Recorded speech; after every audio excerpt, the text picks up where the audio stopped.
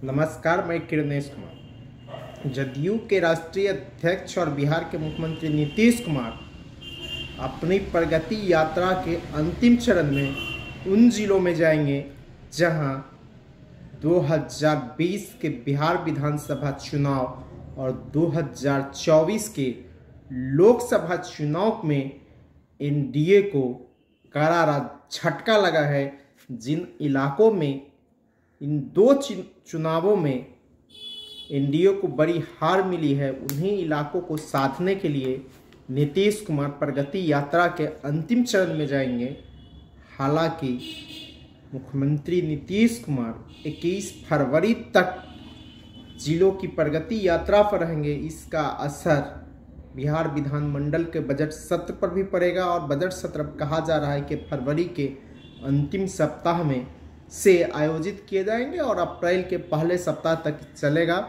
22 से 23 बैठकें बिहार विधानमंडल की होंगी और इसमें वित्तीय वर्ष 2025-26 के लिए बजट पारित किए जाएंगे। यह बजट चुनावी बजट भी हो सकता है और इस बजट सत्र के बाद बिहार की राजनीति में उथल पुथल का दौर, यूं कहिए कि इस तरह पाले से उस पाले में जाने का दौर शुरू होगा।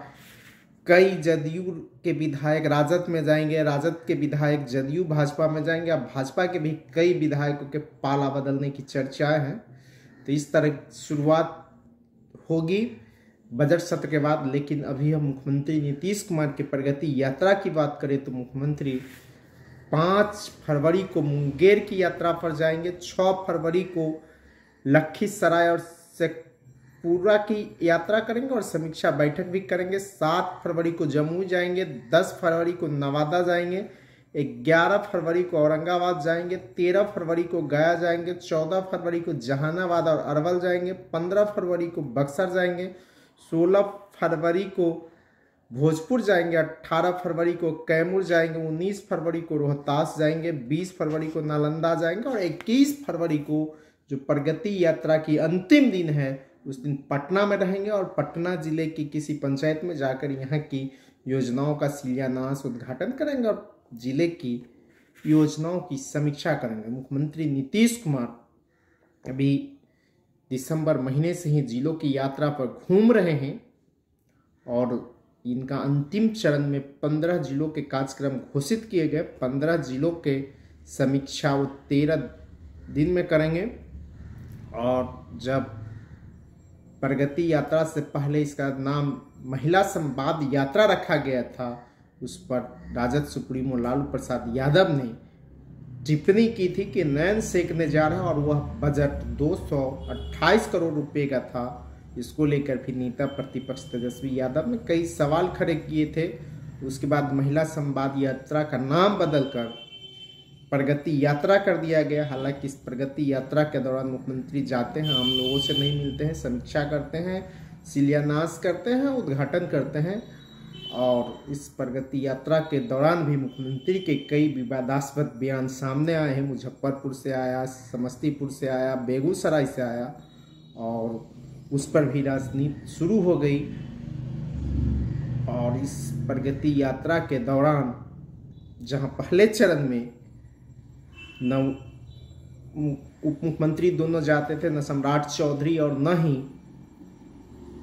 विजय सिन्हा, लेकिन जब चर्चा दिसंबर के पहले सप्ताह में शुरू हुई कि मुख्यमंत्री नीतीश कुमार फिर पाला बदलेंगे, उसके बाद हर संवाद यात्रा में दोनों में से कहीं उप मुख्यमंत्री सम्राट चौधरी या बीजेपी कोटे से विजय सिन्हा, दोनों में से कोई ना कोई साथ रहते हैं। कहा जा रहा है कि दिल्ली से ही आदेश है कि दोनों में से किसी को साथ रहना है और नीतीश कुमार फिर नहीं भाग जाए।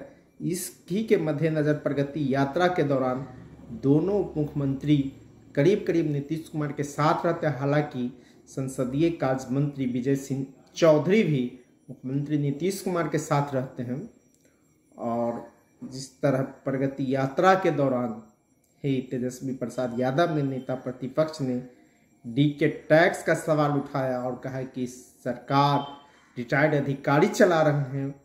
कई समीक्षा बैठकें में न मुख्य सचिव पहुंचे और न ही डीजीपी पहुंचे, इस पर भी सवाल उठे थे।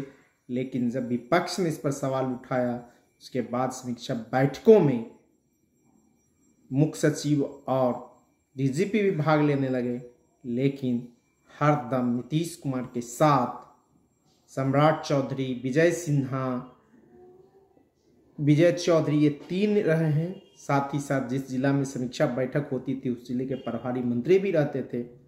और इसी दौरान खगड़िया की समीक्षा बैठक में उस जिले के प्रभारी मंत्री महेश्वर हजारी ने भी सवाल उठा दिया कि मुख्यमंत्री यहाँ जनता से मिलने के या पदाधिकारियों से। उन्होंने साफ कहा था कि मुख्यमंत्री को पदाधिकारी लोग ही घेरे हुए हैं।